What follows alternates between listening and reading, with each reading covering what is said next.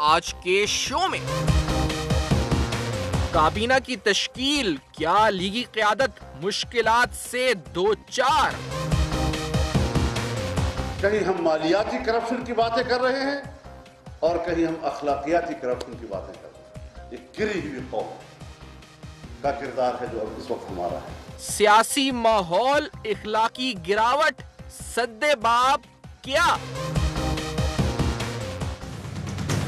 मेरा कभी भी आयशा गुल अलैहि से आज तक मुलाकात ही नहीं हुई। जो भी उन्होंने बयानिया दिया ये मुश्ताक अहमद का और इधर उधर इकट्ठा करके, उससे भी साबित नहीं होता था कि इनके पास उस वक्त 1,17,500 पाउंड थे। इखलाकी करप्शन, माली करप्शन, नई बहस का आगाज।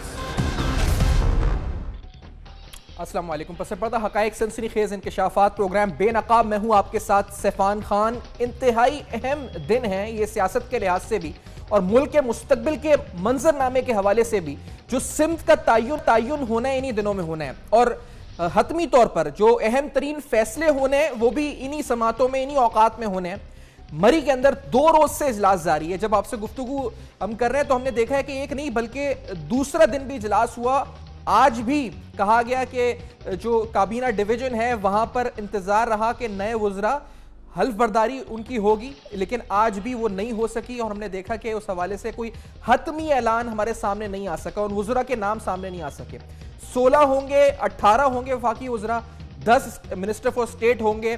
अब तक ताहाल फैसला नहीं हुआ। सब में अहम फैसला शायद जिस पर बात रुकी हुई है वो ये है जी कि 45 दिन के लिए ये काबीना आएगी, यानी जो नए वजीर आजम है शाहिद खान अब्बासी साहब, ये 45 दिन के लिए आएंगे या फिर ये पूरा अरसा अगले इलेक्शंस 2018 तक रहेंगे, या फिर शहबाज शरीफ साहब जिनके बारे में इत्तलात ही हैं कि वो 45 दिन के बाद वजीर आजम बनने को तैयार नहीं है, यानी वो सीएम पंजाब के ओहदे पर बदस्तूर बरकरार रहना चाहते हैं।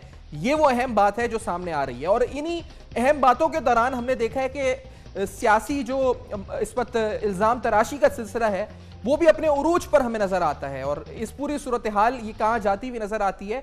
मौजूदा मौके में पाकिस्तान मुस्लिम नून की सियासी हिकमत अमली सामने काफ़ी हद तक आ चुकी है। उनका प्लान, जो सियासी प्लान है, यहाँ से मरी से नवाज शरीफ साहब लाहौर जाएंगे, उस प्लान को इफेक्टिवली किस तरह वो इम्प्लीमेंट करने लगे हैं और उसकी क्या उनके जहन में उस हवाले से उसकी इम्प्लीकेशंस हैं। क्योंकि अगर वो जीटी रोड से जाते हैं या मोटरवे से जाते हैं, किस तरह नवाज शरीफ साहब लाहौर जाते हैं, लाहौर में वो जलसा होगा, बड़ा जलसा होगा, पिंडी में क्या होगा, रस्ते में क्या होगा, क्या प्लानिंग है, ये भी हम प्रोग्राम में जानेंगे। इस पूरी सूरत हाल में बात करते हैं। मेरे साथ डॉक्टर रमेश कुमार साहब पाकिस्तान मुस्लिम नून के एमएनए हैं, सीनियर रहनुमा ज्वाइन कर रहे हैं इस्लामाबाद से, हमारे साथ मौजूद हैं। उमर चीमा साहब पाकिस्तान तहरीक इंसाफ के रहनुमा लाहौर से और डॉक्टर हसन अस्करी सीनियर सियासी तजर्बेकार लाहौर से साथ मौजूद होंगे। पहले रमेश कुमार साहब आपकी तरफ आते हुए, रमेश साहब हमने नाम सुने बहुत से आगे पीछे, मैंने तो आपका नाम भी सुना है कि आप वजीर बनने लगे हैं, सुबह सिंध से आपको नुमाइंदगी देने के हवाले से उनके जहन में। तो आपको कुछ पता चले क्या नाम है क्या नहीं है? चौधरी निसार है नहीं है? शहबाज शरीफ NA-120 से कंटेस्ट कर रहे हैं या नहीं ये कर रहे हैं? क्या मामला इसी वजह से रुका हुआ है या कोई और अंदरूनी इख्तिलाफात हो गए हैं? मसला क्या है? 2 दिन से क्यों बैठ के हतमी नतीजा सामने नहीं आ रहा? रमेश कुमार साहब, पहली चीज़ तो ये कि मैं इस वक्त आपको ये अश्योर ज़रूर कर सकता हूँ कि कोई अंदरूनी इख्तलाफात नहीं है। जो सुप्रीम कोर्ट के फैसले के बाद जो क्या सारा यहाँ मीडिया के ऊपर अपोनेंट की तरफ से जो भी की गई है वो सारी उनकी पानी में डूब गई हैं। कोई भी ऐसी क्या सारा नहीं है कि कोई अंदरूनी इख्तलाफात है। रही बात काबीना का डिस्कशन हो या NA-120 की इलेक्शन हो, वो अपने तौर पे अंडर डिस्कशन बिल्कुल बातें हैं कि किस तरीके से हम खारजा पॉलिसी को बेहतर और करें। 10 महीने हमारे रह गए हैं। वाटर एंड पावर की मिनिस्ट्री जो है वो उसको किस तरीके से हम और मुतहरिक करें कि हमारी लोड शेडिंग नवंबर के बाद नहीं हो। ये सारी एजेंडा है जिसके ऊपर, क्योंकि ये 10 महीने बहुत क्रूशल हैं और इस वजह से इसके ऊपर बिल्कुल काम हो रहा है। और आज मेरे ख्याल में आज अगर मैं आपके सामने इस तरह रख सकूं सवाल को कि नवाज शरीफ साहब ने ऐलान किया था कि शहबाज शरीफ साहब प्राइम मिनिस्टर होंगे और शहबाज शरीफ साहब को इख्तिलाफ है, और इख्तिलाफ तो होता है हर जमहूरी पार्टी में, उनको इख्तिलाफ है कि वो 45 दिन के बाद वजीर आला ही रहना चाहते हैं। तो ये इख्तिलाफ राय हो गया। ये इस तरह से रमेश कुमार साहब अगर मैं आपके सामने रखूं, ये इख्तिलाफ नहीं, इख्तिलाफ होना और इख्तिलाफ राय होना बहुत फर्क है। इख्तिलाफ मीन्स बीच में ये डिस्प्यूट पैदा हो जाना, मगर इख्तिलाफ राय शहबाज शरीफ साहब की ये कोशिश ज़रूर है कि अगर चीफ मिनिस्टर पंजाब के तौर पर मैंने पंजाब के अंदर मेगा प्रोजेक्ट शुरू करके, और क्योंकि पंजाब एक बेस है, कम से कम पंजाब को मैं जो तवज्जो अपनी नहीं हटाना चाहता, मगर मैं जो मेरी जो नज़र है, जो अभी तक मेरे जो इतलात हैं उसके मुताबिक ये कि इन्हें 120 से शहबाज शरीफ साहब इलेक्शन लड़ रहे हैं और 1.5 महीने के बाद शहबाज शरीफ साहब ही जो है वो प्राइम मिनिस्टर होंगे, जो इस वक्त मेरी जो इतलात हैं।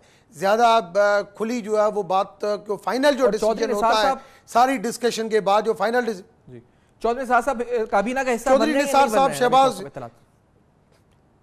निसार साहब शहबाज शरीफ की टीम का हिस्सा होंगे, बिल्कुल उसमें कोई हर्ज नहीं है कि चौधरी निसार साहब शहबाज शरीफ के साथ ये 45 दिन की टीम का हिस्सा हैं या नहीं है इसके ऊपर मैं नहीं कह सकता, मगर शहबाज शरीफ की टीम का चौधरी निसार साहब हिस्सा हैं, ये मैं आपको जरूर कंफर्म कर सकता हूं। सही है। तो सर ये जो 2 दिन में यानी बार बार ये जर्नलिस्ट को भी इनविटेशंस हुई थी, फिर उसके अलावा हमने देखा था कि ये वहां पर काबीना डिवीजन तैयारियां करके बैठा हुआ था कि आगे आएंगे मामला आगे, कल भी यही हुआ और आज भी यही हुआ रमेश कुमार साहब।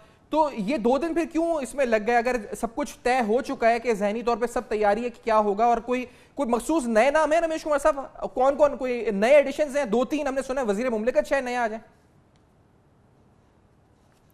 देखिए मैं समझता हूं कि इतना तो देखो मैं अंदर वहां पे मीटिंग में बैठा हुआ नहीं हूं, मगर जो मेरे रिसोर्सेज कह रहे हैं और जो थोड़ा बहुत मुझे पता है वो ये है कि कल सुबह 10 बजे काबीना की हलफ बर्दारी मुतवक्किह है, और आज सुबह ही जो है जब मीडिया के ऊपर खबर चली कि आज शाम को है, उस वक्त तरदीद की गई थी कि आज शाम को हलफ बर्दारी नहीं है। आपका हलफ बर्दारी कल सुबह 10 बजे की है।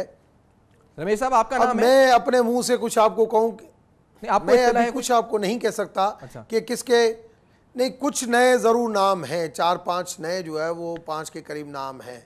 अब किसके नाम आते हैं वो पता नहीं है, मगर जिसके नसीब में जो जवाबदारी लिखी हुई होगी मैं समझता हूं, क्योंकि पार्टी के MNA एक बहुत बड़ा एजाज़ होता है। अगर उसके बाद MNA के बाद अगर पार्टी के कायद अगर समझते हैं कि ये इसके कंधों के ऊपर और जवाबदारी दी जाए कि ये 10 महीने कैबिनेट का हिस्सा बन के और टीम का हिस्सा बन के काम करें, तो मैं समझता हूं उसके लिए भी अच्छा है और मुल्क के लिए भी अच्छा है। और जो कायद जो एतबार जो एक एतमाद करके जो रेस्पॉन्सिबिलिटी देगा, तो जिसके ऊपर रेस्पॉन्सिबिलिटी जिसके कंधे के ऊपर होगी वो कोशिश करेगा कि उसको मैं पूरा कर सकूं। ठीक है रमेश साहब, एक ब्रेक लेते हैं, ब्रेक के बाद पाकिस्तान तहरीक इंसाफ भी होगी साथ। सियासी हवाले से एक बड़ा सवाल इस वक्त ये है कि अगर नवाज शरीफ साहब ने ये फैसला किया कि वो जलसा करेंगे, एक रैली की सूरत में पब्लिक को मोबिलाइज करेंगे इस हवाले से, तो वो सियासी हिकमत अमली पाकिस्तान मुस्लिम नून के लिए क्या फायदेमंद होगी या नुकसानदेह होगी? मौजूदा हालात में पाकिस्तान मुस्लिम नून का पब्लिक में जाना फायदेमंद या नुकसानदेह? इस ब्रेक के बाद बेनकाब करेंगे, मेरे साथ रहेगा।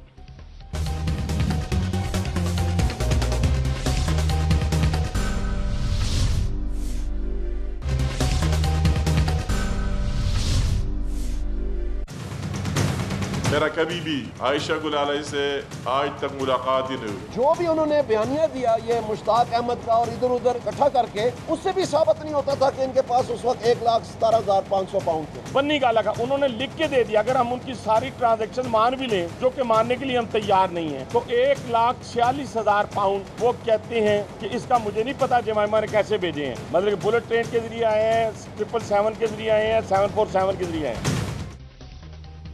Welcome back. आप देख रहे हैं बेनकाब में अहम तरीन सियासी मामलात पर बात हो रही है, और इस मुल्क में बदलती हुई सियासी सूरत हाल में कैरेक्टर असैसिनेशन ये वो अंसर है जो हम बहुत आगे आता हुआ देख रहे हैं। इसमें ये देख रहे हैं जी कि एक दूसरे के ऊपर इल्जाम तराशी और बढ़ चढ़कर हद से ज्यादा इस वक्त हो रही है। आयशा गुल अलैहि एक रीसेंट एपिसोड है। इसके अलावा आज भी हमने एक नहीं बल्कि 2 सीनियर रहनुमाओं की तरफ से इखलाकी करप्शन की गुफ्तगू भी सुनी, यानी माली करप्शन की बात तो हम सुनते थे, इखलाकी करप्शन की गुफ्तगू हमने सुनी है। मौलाना फजलुर रहमान साहब ने भी आज जिक्र किया है, खुर्शीद शाह साहब ने भी उसका जिक्र किया कि इखलाकी करप्शन, बल्कि उन्होंने तो ये तक कह दिया कि इखलाकी करप्शन माली करप्शन से बढ़कर होती है। अब डॉक्टर रमेश कुमार साहब नून लीग के सीनियर रहनुमा साथ हैं, मेरे साथ उमर चीमा साहब पाकिस्तान तहरीक इंसाफ के कुछ देर में होंगे, और डॉक्टर हसन अस्करी सीनियर सियासी तज़्ज़ियानिगार भी साथ हैं। हसन अस्करी साहब, आपसे पहले सवाल पूछते हुए कि ये जो अभी जो मामला आयशा गुल अलैहि के सामने आए हैं, क्या इससे इमरान खान की साख को नुकसान पहुंचा है या इमरान खान को फायदा हुआ है? क्या उनका जो उन्होंने प्रेस कॉन्फ्रेंस में नुकात उठाए थे वो सबूत नहीं दे सकी, तो उल्टा नुकसान हो गया उनका, या खान साहब का नुकसान हो गया और उनको साख मुतासिर हुई है? क्या हुआ आपकी नजर में साहब? ये बात ये है कि जो पॉलिटिकल पोलराइजेशन है या पॉलिटिकल तकसीम है और आपस में जो जेलसीज हैं, मुखालफतें हैं, वो इतनी बढ़ गई हैं कि अब जो मुखालफीन हैं या नाराज लोग हैं वो दूसरे की टांग खींचने के लिए हर मुमकिन तरीका इख्तियार करते हैं, चाहे वो इखलाकी जवाब निकालें, चाहे वो माली जवाब निकालें या कुछ भी करें। तो असल मसला ये नहीं है कि पाकिस्तान में इखलाकियात की कमी आ गई है या करप्शन। अभी इमरान खान साहब को क्या आपको लगता है नुकसान पहुंचा है जो पनामा वर्डिक्ट के बाद वो यौम तशक्कुर मना रहे थे, उनके स्टेटर और जो उनका स्टेचर था उसको नुकसान या धचका लगा इससे, या आप समझते हैं खान साहब इससे साफ सुथरे निकल कर आ गए इस मामले से? देखिए, इस मुल्क में साफ सुथरा तो अब कोई नहीं है, क्योंकि हर पे इल्जाम लग रहा है।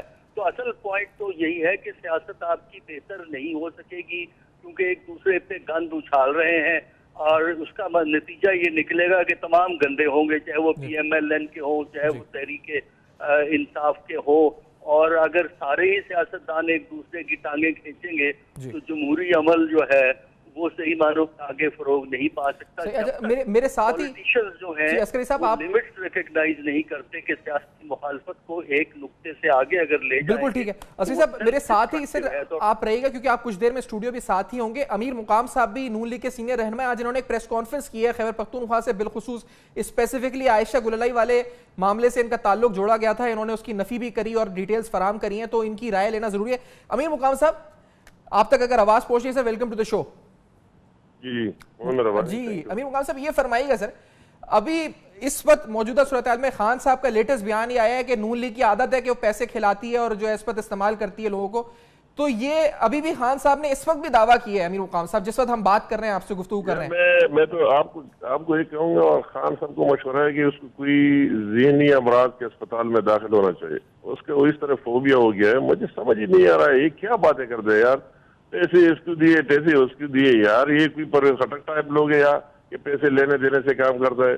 ये इमरान खान अपनी गवर्नेंस ठीक नहीं कर सकते, कोई डिलीवर नहीं कर सकते, न कर पाया, तो उसकी सारे लोग हम पैसे दे रहे हैं। जो इदारों के सरबराहान उसके खिलाफ बोल रहे हैं, नेब की चेयरमैन तक क्या हमने उसको पैसे दिए, वो MD खैबर बैंक को हमने पैसे दिए, वो जो पेड़ों का चेयरमैन है उसको हमने पैसे दिए, उसके अपने वज़रा को हमने पैसे दिए, उसके आदि पार्लियामेंटेरियन जो उसके खिलाफ हो गए हम उसको पैसे दे रहे हैं। यार अल्लाह के लिए कितनी, ये तो अपनी बेइज्जती खुद कर रहा है कि आपके बंदे तो किस तरह पैसे लेते हैं यार। ये तो आप किस तरह लोग हैं, आपकी किस तरह पार्टी है और कौन उसको पैसे देगा। मगर फर्ज महाल अगर देते तो ये तो आप खुद अपनी बेइज्जती करते हैं, और कोई क्यों पैसे दे रहे यार, और क्यों उसकी हुक्मरानी खत्म कर रहा है, ये तो खुद खत्म कर रहा है। एक दिन कहते हैं शेरपाव साहब को कि यार आप एक दफा हुकूमत में डाल लिया, अगले रोज कह दिया कि आप चोर है और उसको निकाल दिया, फिर दोबारा शामिल किया, उसी दिन फिर के आप लोग निकल जाए, इस तरह दूसरे तीसरे अपने। तो हमारे इसमें क्या, अगर ये रात को उसको कोई ख्वाब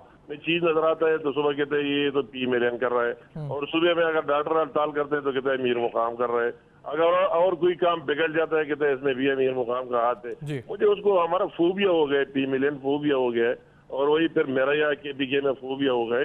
यार अपनी किरदार ठीक करो, अपनी डिलीवरी ठीक करो, कौन आपको तोड़ सकता है फिर, कि अगर आपकी सब कुछ ठीक है तो कौन तोड़ सकता है। हमारे तोड़ने की क्या जरूरत है।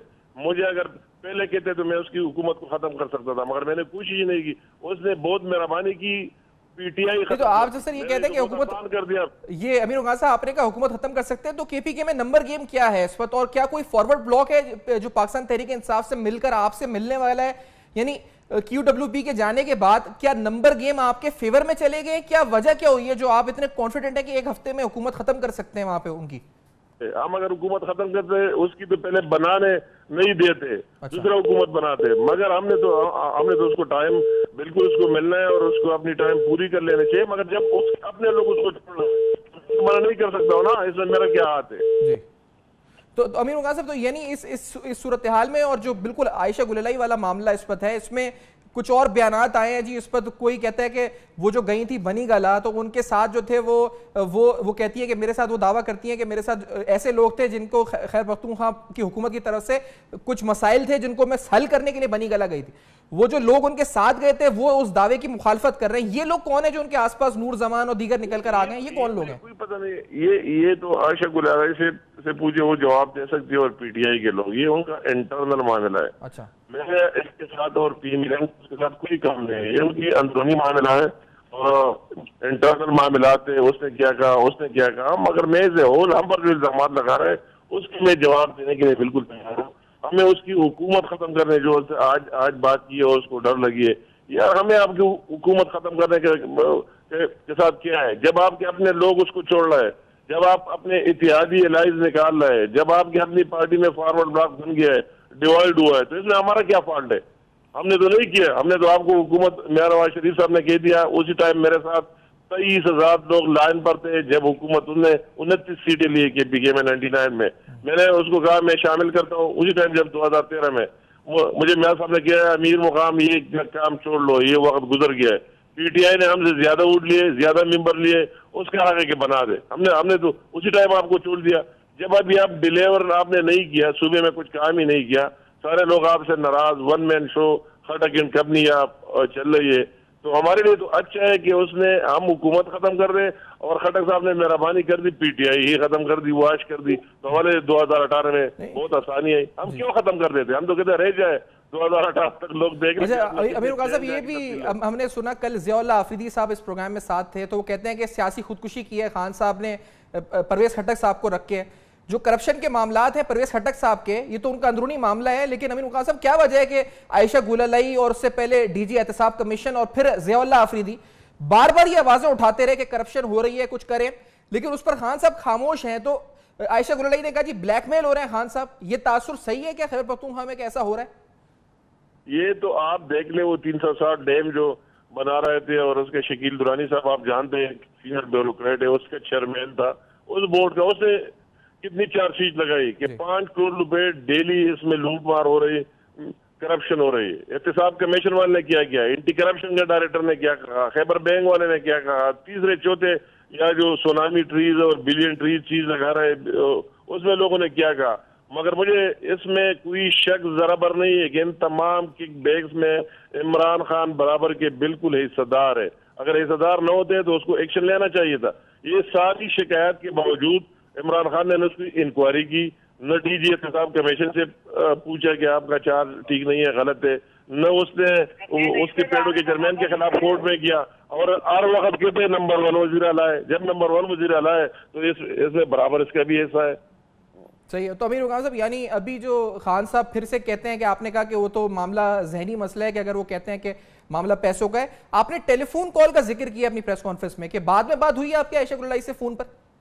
वो तो मैंने 100% तो यार मैं ये नहीं कहता मुझे न कोई झूठ बोला है और ना आते न मैं उस तरह का सियासतदान हो। मैंने खुलकर ये कह दिया कि जब मैंने आयशा गुलाले से कभी बात की नहीं पूरी जिंदगी में, अच्छा, और न मैं उसके साथ मुलाकात हुई आज तक।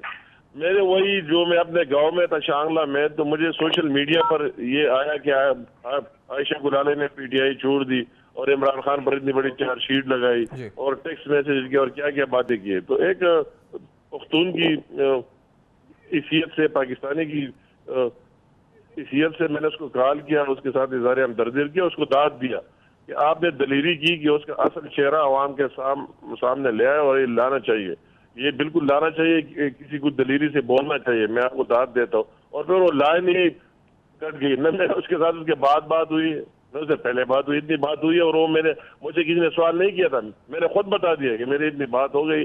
वो रिकॉर्ड पर मेरे फोन का रिकॉर्ड निकाल सकते हैं कि इससे ज्यादा भी नहीं हुई और कम भी नहीं हुई। मगर इस तरह और गवर्नर हाउस में इकबाल जफर झगड़ा से कोई मुलाकात या गवर्नर हाउस में उनका आना, या इस बारे में कोई तस्दीक तरदीद आपकी तरफ से? आपने पूरी बात कर दी ना, इससे ज्यादा क्या बात हो जाएगी? मैंने कभी जिंदगी में नहीं मिला वो बात तो मैंने न गवर्नर हाउस में मिला हो न किसी और हाउस में मिला हो। मैंने आयशा को असेंबली में देखा है दूर से, और वही जो एक्टिविस्ट टाइप है, एक वर्कर टाइप है, इसी हिसाब से मैंने देखी है। PTI के लिए काम किए हैं और एहतजाज किए, प्रोटेस्ट किए, टीवी में देखे, इसमें देखे। मैंने तो कभी उसके साथ न नशिस्त हुई और न मुलाकात हुई है।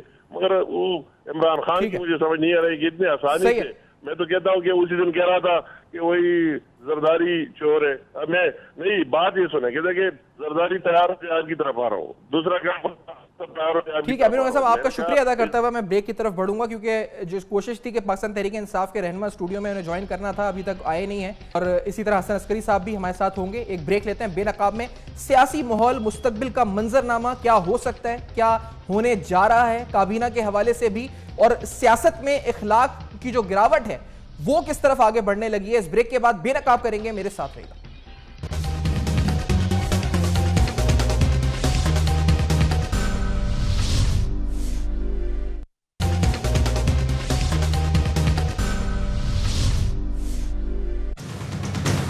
मेरा कभी भी आयशा गुलाली से आज तक मुलाकात ही नहीं हुई। जो भी उन्होंने बयानिया दिया ये मुश्ताक अहमद का और इधर उधर इकट्ठा करके, उससे भी साबित नहीं होता था कि इनके पास उस वक्त 1,17,500 पाउंड थे। बन्नी का लगा उन्होंने लिख के दे दिया, अगर हम उनकी सारी ट्रांजैक्शन मान भी लें, जो कि मानने के लिए हम तैयार नहीं है, तो 1,46,000 पाउंड वो कहते हैं कि इसका मुझे नहीं पता जमाइमा ने कैसे भेजे हैं। मतलब बुलेट ट्रेन के जरिए आए हैं, 777 के जरिए आए हैं, 747 के जरिए आए हैं।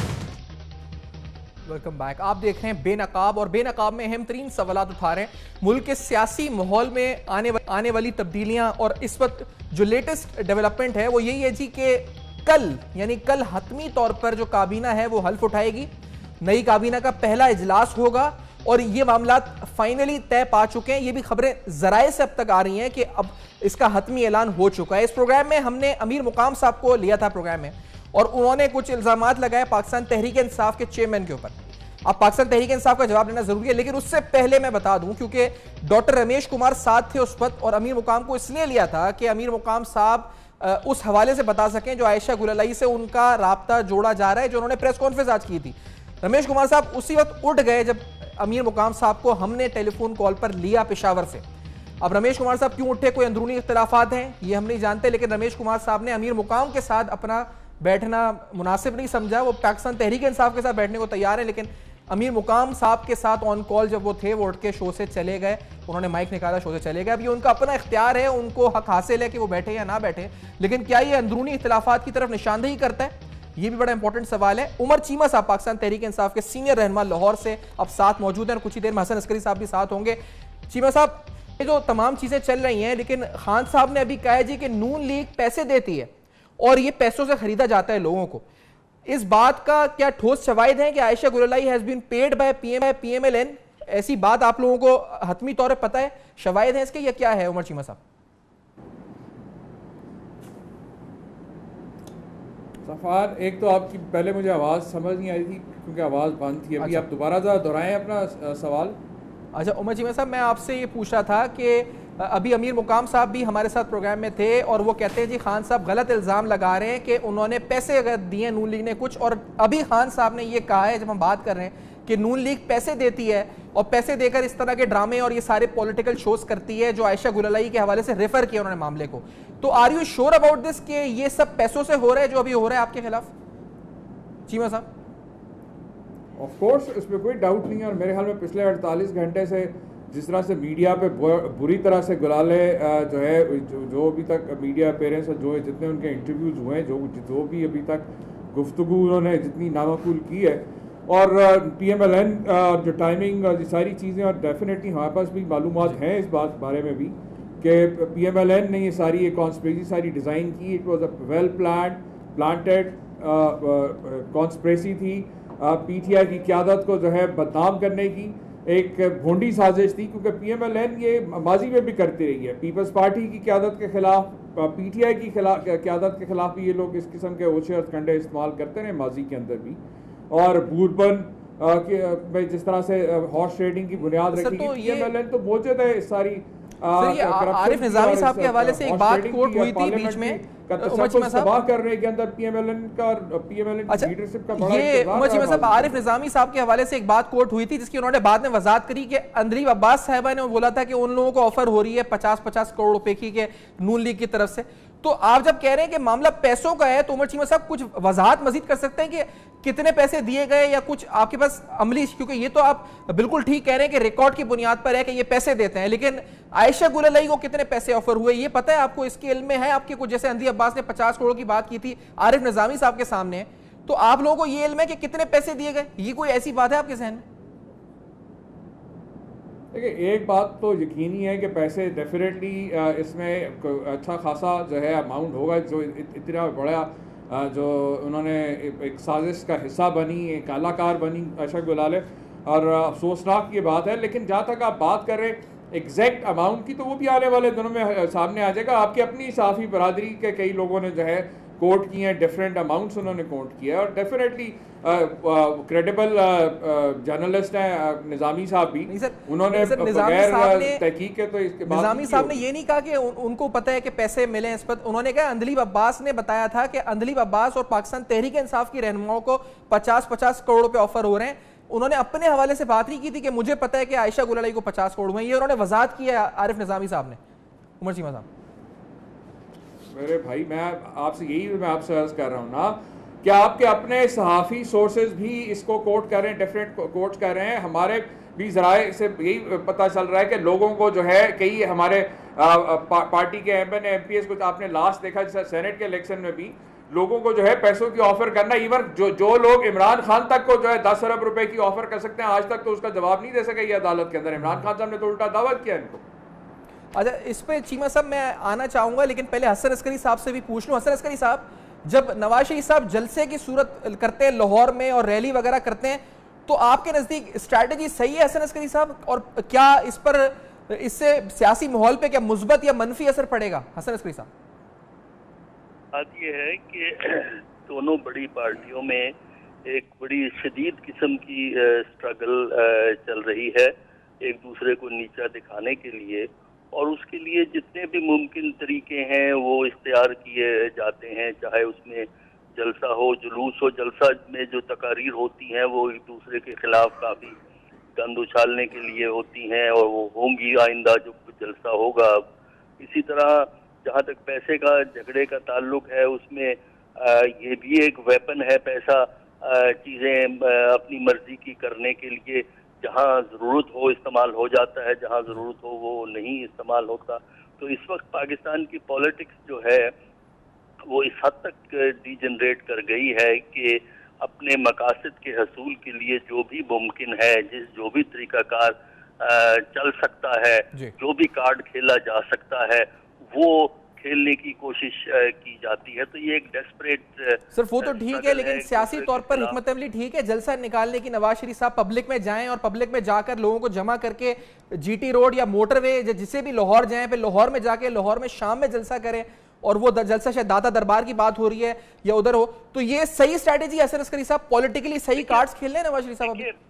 ये स्ट्रेटेजी मुस्लिम लीग N के हिसाब से तो है, क्योंकि वो अपनी मजलूमियत का कार्ड खेल रहे हैं ना, कि ताकि ये दिखाएं कि हमसे बड़ा जुल्म हुआ है, ज्यादती हुई है, ये कॉन्स्पिरेसी थी जिसके तहत सुप्रीम कोर्ट ने उनको निकाल दिया। ये अपनी सपोर्ट सस्टेन करने के लिए और सियासत में मुस्तहकम रहने के लिए जो है ये स्ट्रेटजी हमें नजर आ रही है। दुरुस्त या गलत का बात नहीं है, सिर्फ देखना ये होता है कि क्या मुमकिन है जो आप कर सकते हैं, और अपने मकसद के हसूल के लिए हर दुरुस्त या सही तरीका जो है। और इसी बात को उमर चीमा साहब आपकी तरफ लाते हुए, क्या आज हमने सुना बाबर अवान साहब ने भी और पाकिस्तान तहरीक इंसाफ ने कहा कि नवाज शरीफ साहब नाअहल हो चुके हैं, उनके पास इख्तियार नहीं कि वो काबीना के जो शमूलियत है, कौन इख्तियार करेगा कौन नहीं करेगा, वो फैसले करें, उनके पास ना मोरल ना लीगल ग्राउंड है। तो क्या लीगली इसको आप मजीद चैलेंज करेंगे नवाज शरीफ साहब, अगर अभी भी फैसले कर रहे हैं सियासी जमात के कि वजीर आजम कौन होगा, वजीर दाखिला कौन होगा, तो उमर चीमा साहब इसको मजीद आप आगे लेके चैलेंज करेंगे या अग्रेसिव मूड में फेस करेंगे इस चीज को आगे? देखिए, यकीनन जब सुप्रीम कोर्ट का जो फैसला आया पनामा केस के हवाले से, जो उनकी नाअहली जो तायात की गई, उसके बाद पॉलिटिकल पार्टी जो ऑर्डिनेंस है उसके मुताबिक जो है वो एक नाअहल शख्स जो है वो किसी तौर पे भी जमात की सरबराही नहीं कर सकता, और ना ही उसके फैसले और या उसकी इस किस्म की तंजीम का हिस्सा बन सकता है। वो बतौर एक पार्टी के लीडर के उसमें मुशावरती अमल में तो रह सकते हैं, लेकिन कानूनी तौर के ऊपर वो जो जितने भी ये कार्रवाई का हिस्सा बन रहे हैं या हिस्सा बनाए जा रहे हैं, वो कतई तौर पे गैर कानूनी और गैर आइनी है। और इस हवाले से हमने ऑलरेडी जो है इलेक्शन कमीशन से भी ये डिमांड की है कि इस जो सुप्रीम कोर्ट ने रेफरेंस भी भिजवाया कि मियां नवाज शरीफ का नाम जो है बतौर PMLN के सरबराह के वहाँ से खारिज किया जाना चाहिए। अच्छा, और आज जो सियासी तौर पर ये जलसा निकाल रहे हैं, इस पर उमर चीमा साहब, जब अगर इतवार को इनका जलसा लाहौर में होता है, आप समझते हैं पॉलिटिकली कितने लोग ये कर सकेंगे? क्या आवाम सपोर्ट करेगी इनको जब ये पिंडी जाएंगे, उसके बाद लाहौर जाएंगे? क्या होगा आपको लगता है लोगों का रद्द-ए-अमल जब निकलेंगे सड़कों पर? ये देखिए, मैंने जैसे आपसे पहले अर्ज़ किया, इस वक्त हो ये रहा है कि हुकूमती वसाइल, चाहे वो मीडिया को इश्तिहारात की शक्ल में, चाहे वो जो है इस तरह के लोगों को किराए के लोग इकट्ठे करके जो ड्रामा करने की कोशिश की जा रही है,